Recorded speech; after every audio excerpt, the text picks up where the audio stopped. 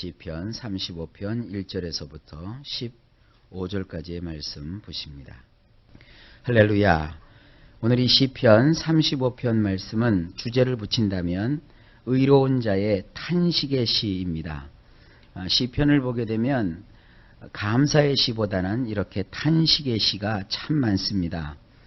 어렵고 힘든 세상 역정 속에서 하나님을 만난 그런 놀라운 고백들이 시편으로 고백되어 있는 것을 볼 수 있습니다. 대개 어떤 사람들이 신앙을 가지고서 운동 경기에서 우승을 했다든지 또 자기의 영역에서 성공을 했을 때 기뻐하면서 굉장히 자기들에게 신앙이 많은 사람들처럼 표현을 하지요. 이 모든 것을 하나님께 영광으로 돌립니다. 혹은 또 운동선수가 축구를 해서 상대방 골문에다가 골을 집어넣고 아주 기뻐하면서 운동장에서 무릎을 꿇고 하나님께 영광 하면서 기도하는 모습을 볼 수 있습니다. 그런데 실질적으로 신앙이라고 하는 것은 그렇게 이겼을 때 또 승리했을 때 모든 것이 잘 됐을 때 표현하는 그러한 그 신앙이라고 하는 것은 아주 일부분입니다. 실질적인 신앙은 그렇게 감사할 거리가 있었을 때 또 승리했을 때 모든 것을 다 마무리했을 때 보여주는 것이 아니라 이렇게 탄식할 때 아주 어려울 때 힘들 때 그때 하나님 앞에서 진실하게 보이는 것 그것이 참 신앙입니다. 오늘 그러한 진면목을 시편 35편 말씀에서 볼 수 있습니다. 이번과 다음에 걸쳐서 두 번에 걸쳐서 이 시편 35편을 보게 될 터인데요. 원문을 중심으로 해서 이 내용을 풀어드리면 우리 성경에서 보지 못하는 것들을 많이 보게 됩니다. 이 시는 다윗의 시라고 표현되어 있습니다. 자, 1절을 보면 여호와여 나와 다투는 자와 다투시고 나와 싸우는 자와 싸우소서. 이 말씀을 보면 마치 내가 누구와 시비가 붙어서 싸움을 벌이고 있는데 불리하니까 하나님께 편들어 달라고 이렇게 하는 것처럼 보이게 됩니다. 원문을 보면 이렇게 되어 있어요. 변론해 주소서. 이 변론이라고 하는 것은 법정 용어입니다. 법정에서 변론해 주소서. 아도나이시여 나를 상대하여 다투는 자와 말입니다. 그리고 싸워 주소서. 나를 먹으려고 나에게 덤비는 자와 말입니다. 자기가 직접 싸우거나 자기가 직접 그와 다툴 수 있는 상황이 아니라는 것입니다. 사극 같은 걸 보게 되면 왕과 신하들이 이렇게 쭉 모여 있어요. 그러면 거기에 어떤 한 죄인이 등장을 합니다. 근데 그 죄인이 그 앞에 있든지 혹은 어디로 멀리 다른 곳에 부재중이할 때 그 왕 앞에서 여러 신하들이 입을 맞추죠. 그래서 폐하 혹은 전하 그 사람을 용서치 마소서 하면서 뭐 그 사람에 대해서 이런저런 이야기를 막 해요. 그럼 왕은 마지못해서 그 신하들의 말을 듣고 결정을 내려주죠. 그게 일종의 재판장이에요. 재판장. 근데 그 재판장에 지금 다윗이 없어요. 다윗은 지금 사울에게서 피하여 도망하여 있다고요. 그런데 사울 혼자만 미쳐서 날뛰면서 다윗을 죽이려고 한 것이 아니라 이 사울에 빌붙어서 먹고 사는 신하들이 역시 같이 부하내동하면서 바로 그 다윗을 왕이여 죽이기로 한 것은 잘한 것입니다. 그는 참 알고 보니까 이런 면에서 저런 면에서 아주 나쁩니다. 그를 당연히 추격하여 취하여서 그의 영혼을 죽이는 것이 마땅합니다. 막 그러면서 그들이 거기서 재판을 아닌 재판을 하고 있는 거예요. 그러니까 다윗이 그 소리를 다 듣고 있죠. 그래서 하나님 앞에 호소하는 거예요. 변론해 주소서 아도나이여 나를 상대하여 다투는 자와 말입니다. 그리고 하나님 싸워주세요. 나를 먹으려고 나에게 덤비는 자와 말입니다. 난 어떻게 그들을 할 수가 없지 않습니까? 그리고 이제 2절을 보십니다. 방패와 손방패를 잡으시고 일어나 나를 도우소서. 여기 보면 이 방패와 손방패가 있는데 여기 보면 작은 방패와 그리고 큰 방패를 단단히 잡으소서. 그리고 일어나셔서 나를 도우소서. 그러니까 이 방패라고 하는 것은 자기 몸을 방어하는 그런 조그만 방패가 있고요.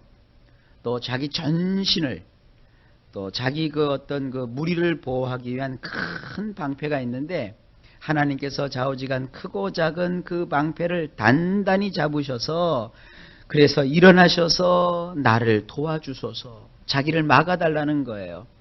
그 상대가 끊임없이 다윗을 향해서 활을 쏘아대고, 그리고 창을 날리고, 그 소없는 비난의 화살을 쏘고 있는 거예요. 근데 다윗은 그것을 막을 길이 없다는 것이죠. 하나님께서 작은 방패 혹은 큰 방패를 단단히 잡으셔서 나를 보호해 주세요, 나를 도와주세요, 나를 막아주세요 하고 하나님께 간절하게 지금 호소하고 있는 것입니다. 3절을 보면 창을 빼사 나를 쫓는 자의 길을 막으시고 또 내 영혼에게 나는 내 구원이라 이르소서. 이 원문도 뭐 별 다를 바는 없습니다만 조금 다르게 표현되어 있어요. 창을 빼사 나를 잡으려고 추격하는 자들을 막으소서. 그리고 역시 여기에도 내 영혼이라고 나와 있는데, 저는 이 네페시라는 말을 영혼이라고만 표현하는 것이 조금 아쉬워요. 그래서 이 영혼이라는 말을 따로 표현하지 않고 원문 그대로 네페시라고 표현을 하겠습니다. 이 네페시라는 말은 계속되는 이야기지만 그 사람의 영혼, 그 사람의 정신, 그 사람의 몸뚱아리, 그걸 다 합쳐서 그의 전인, 그의 모든 것을 이 네페시라고 하는 거예요. 살아서 숨을 쉬고 있고 생동하고 있고 내가 눈 뜨고 기식하고 있는 모든 것들을 다 네페시라고 하는 것입니다. 그래서 나의 네페시에게 주님 말씀해 주세요. 너의 구원은 바로 나이니라 라고 말씀해 주세요. 네가 너를 스스로 구원하거나 네 스스로 그 위기에서 모면하기 위한 것이 아니라, 모면할 수 있는 것이 아니라 바로 너를 구원할 자는 나이다 라고 말씀해 주세요. 그렇게 하나님 앞에 호소합니다. 그 다음에 4절을 보니까 내 생명을 찾는 자로 부끄러워 수치를 당케 하시며 나를 상해하려 하는 자로 물러가 낭패케 하소서. 여기도 이 생명이라는 말이 네페시라는 말입니다. 나의 네페시를 원하는 자들로 부끄럽게 하시고 수치를 당하게 하소서.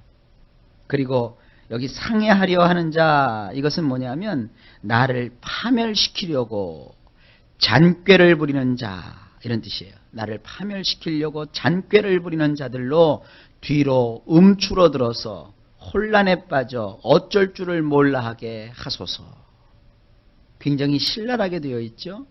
그 다음에 5절에 저희로 바람 앞에 겨와 같게 하시고 여호와의 사자로 몰아내소서. 이것은 저들로 바람 앞에 나부끼는 겨와 같게 하소서. 아도나이의 천사가 저들을 밀어내게 하소서. 내가 할 수 없다는 거예요. 하나님이 해주셔야 되지 않겠습니까? 여러분, 우리가 인생 살다 보면 이런 일들이 얼마나 많은지 몰라요. 하나님 이렇게 해주세요. 6절 저의 길을 어둡고 미끄럽게 하시고 여호와의 사자로 저희를 따르게 하소서. 원문을 보면 저들의 길로 어둡고 미끌거리게 하소서. 아도나이의 천사가 저들을 뒤따르며 괴롭히게 하소서. 그들이 막 나름대로 방법을 모색하고 길을 행하는데 그 길을 어둡게 하고, 길이 어두우면 다니기도 힘든데 표면이 지금 어때요? 미끄덩 거리는 거예요. 그러니까 원수가 나를 쫓으려고 왔다가, 나를 잡으려고 왔다가 길이 어두우니까 더듬더듬 거리죠. 뿐만 아니라 미끄덩 거리니까 제대로 걷지도 못하죠. 뿐만 아니죠. 아도나이의 천사께서, 여호와의 천사가 저들을 뒤따르며 그들을 괴롭히게 하소서. 그리고 7절에 저희가 무고히 나를 잡으려고 그 그물을 웅덩이에 숨기며 무고히 내 생명을 해하려고 함정을 팠사오니, 이유예요. 내가 왜 이렇게 심하게 그들을 위해서 하나님 앞에 호소하느냐? 왜냐하면 저들이 말입니다. 까닭도 없이 나를 노리고 구덩이 속에 그물을 숨겨두었습니다. 그리고 까닭도 없이 나의 네페시를 위해서 함정을 파놓았기 때문입니다. 그래서 내가 하나님 앞에 고하는 것입니다. 만약에 그들이 내 앞에 있다면 내가 칼을 뽑아서 그들과 싸울 만할 텐데 그들의 숫자가 얼마 되지 않으면 내가 내 힘으로 그들을 대적할 수 있을 터인데 그들은 때로 몰려서 얼마나 많은 숫자인지 몰라요. 까닭 없이 구덩이 속에다가 그물을 숨겨두었습니다. 이 구덩이가 어디에 파 있는지 알지도 못하잖아요. 그리고 까닭도 없이 함정을 파놓았습니다. 그러니 하나님 나를 도와주세요. 나와 함께 해주세요 하고 다윗이 하나님 앞에 간절하게 기도를 하고 있는 거예요. 그 다음에 8절을 보시면 멸망으로 졸지에 저에게 임하게 하시며 그 숨긴 그물에 스스로 잡히게 하시며 멸망 중에 떨어지게 하소서. 이것도 원문으로 보면 여기 멸망이라고 되어 있는데 원문에는 파멸이라고 되어 있어요. 파멸. 특별히 파멸이라고 하는 것은 아주 황폐케 되다. 또 산산이 부서지다. 이런 뜻이에요. 파멸이 저들에게 졸지에라는 말은 쥐도새도 모르게 찾아들게 하시고 저희가 숨겨놓은 그물에 그 자신들이 잡히게 하시며 그래서 그 파멸 속으로 그들이 떨어지게 하소서. 나를 파멸시키려고 그 파놓은 그 모든 함정 속에 오히려 그들이 떨어지게 하소서. 그리고 9절에 내 영혼이 여호와를 즐거워하며 그 구원을 기뻐하리로다. 그렇게 해주시면 그래서 내 패시는 아도나이 안에서 즐거움으로 기쁨으로 삥 둘러싸여 그분의 구원으로 인하여 즐거워하게 하소서. 아주 생생하게 되어 있죠.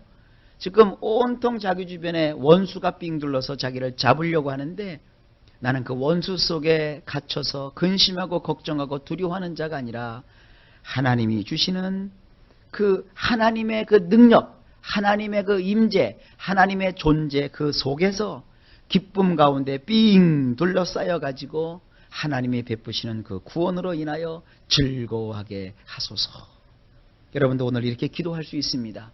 하나님 문제와 사건 속에 갇혀서 내가 거기에 걱정하고 근심하는 것이 아니라 나는 하나님 안에서 예수님 안에서 하나님이 주시는 항상 기뻐하라는 말씀 그 기쁨 가운데 빙 둘러싸여 가지고 나를 건져주시는 구원의 하나님으로 인하여 즐거워하게 하여 주옵소서.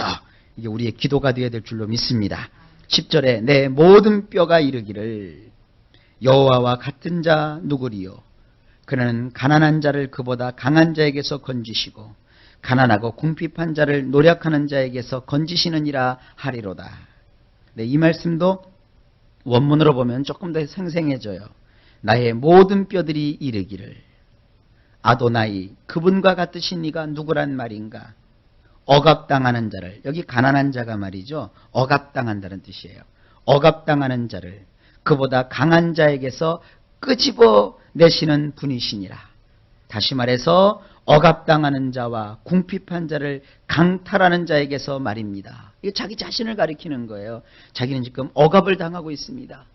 뿐만 아니라 그 억압을 당하기 때문에 나는 지금 궁핍합니다. 어디 가서 뭘 먹을 수도 없고 어디 가서 뭐 길을 펼 수도 없고 어디 가서 사람을 사귈 수도 없고 이웃과 대화할 수도 없는 이런 궁핍하게 된 자를 이 강탈자에게서 하나님 끄집어내 주시는 분은 오직 하나님뿐이십니다. 이렇게 지금 고백한다는 거예요. 11절에 불의한 증인이 일어나서 내가 알지 못하는 일로 내게 실문하며 그랬어요. 그래서 이 불의한 증인이라고 하는 것은 뭐냐면 인정머리라고는 눈꽃만큼도 없는 포학자 증인. 그러니까 인정머리는 눈꽃만큼도 없으면서 막 악행을 행하고 폭력을 행하는 그런 거짓 증인들이죠. 이런 증인들이 일어나서 한둘이 아니에요. 이런 증인들이 수도 없이 여기 복수형이거든요. 그 수많은 증인들이 일어나서 심지어 내가 알지도 못하는 일들을 거론하면서 나에게 막 질문을 던지고 있습니다. 네가 그렇지 아니했느냐? 네가 그런 놈이 아니냐? 하면서 자기를 그렇게 실문한다는 거예요. 수없는 질문을 쏟아붓는다는 거예요. 얼마나 퍽퍽하고 억울한 일입니까? 그리고 12절에 내게 선을 악으로 갚아 나의 영혼을 외롭게 하나 그랬어요. 이건 또 원문을 보면 이렇습니다. 그들은 내게 선을 악으로 갚아 나의 내패시로, 여기 외롭다는데 어떻게 외로운 것이냐? 마치 아이가 없어 외로운 사람처럼 만드는구나. 뭐 지금도 그렇죠. 결혼해서 자식이 없으면 참 외롭고 쓸쓸하잖아요. 그런데 이 당시에는 더하죠. 자식이 없다는 것은 뭐 저주로 여길 정도였으니까요. 그렇게 자식 없이 다니는 사람처럼 너희들이 나를 그렇게 외롭게 이렇게 아주 뭐 왕따를 시키는 거죠. 뭐 이렇게 하는 거구나. 근데 여기 뭐라고 되어 있어요? 선을 악으로 갚다니. 그들에게 그동안 다윗이 선을 베풀었던 거예요. 근데 이게 다 악으로 돌아왔어요. 도대체 어떤 일을 그가 했는가? 13절부터 나옵니다. 나는 저희가 병들었을 때 굵은 베옷을 입으며 금식하여 내 영혼을 괴롭게 하였더니 내 기도가 내 품으로 돌아왔도다. 기가 막힌 얘기예요. 이게 13절은 이런 뜻입니다. 그러나 나는 그들이 병들었을 때에 나의 내패시를 낮추어 베옷을 입고 금식도 하였건만 이제 나의 기도가 나의 품으로 다시 돌아왔구나. 이게 이런 얘기예요. 기도한 보람도 없구나. 그들을 위해서 그렇게 기도해 줬는데 그 기도의 대가가 이거란 말인가. 지금 그런 거예요. 열심히 기도를 해줬는데 오히려 그들이 나를 향해서 대적하고 나를 막 힘들게 하는구나. 심지어는 내 목숨을 앗아가려고 하는구나. 이제 그런 뜻입니다. 14절입니다. 내가 나의 친구와 형제에게 행함같이 저희에게 행하였으며 내가 굽히고 슬퍼하기를 모친을 곡함과 같이 하였도다. 이것도 원문으로 보면 말이죠. 아주 더 기가 막히게 되어 있어요. 내가 앞뒤도 안 가리고 친구처럼 혹은 형제처럼 행하였고, 그러니까 물불 안 가리고 그들을 그렇게 내 친구처럼 나의 형제처럼 그렇게 그들을 위해서 일해 주었다는 거예요. 그리고 마치 어머니를 애도하며 곡하는 것처럼 내가 굽혀서 비탄해 하였었노라. 그들이 병들고 아플 때 마치 내 어머니를 잃은 것처럼 내가 그런 슬픔을 가지고 그들을 위해서 비탄해 했다. 이 얼마나 퍽퍽할 노릇이에요. 그리고 15절을 보세요. 오직 내가 환난을 당하매 저희가 기뻐하여 서로 모이며 비류가 나의 알지 못하는 중에 모여 나를 치며 찢기를 맞이 아니하도다. 이게 원문엔 더 그래요. 더 심각하게 돼 있어요. 그랬건만 내가 여기 환난이라고 했는데 원문에 보면 파행이에요. 파행을 맞이하자. 다윗이 다 잃어버린 거예요. 다 자리에서 쫓겨나고 가진 것을 잃어버리고 지금 그의 인생에 파국이 지금 치밀어 온 거죠. 파국이 그의 인생 가운데 찾아온 거죠. 그걸 파행이라고 하죠. 내가 파행을 맞이하자 그들은 좋아하며 모두 함께 모였도다. 게다가 내가 알지 못하는 폭력배들이 몰려와서 여기 보면 나를 찌질이 하기를 그치지 아니하는구나. 그렇게 되어 있어요.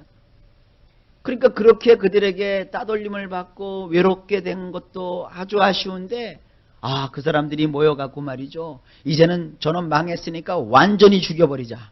그래가지고는 폭력배들을 보내가지고 그 다윗을 찢으려고 하는 그와 같은 시도를 그치지 않는다는 거예요. 그래서 다윗이 16절부터 밑으로 쭉 더 많은 얘기들을 하고 있습니다. 그런데 그 가운데서 또 다윗이 어떻게 했느냐. 마지막 절 28절을 보세요.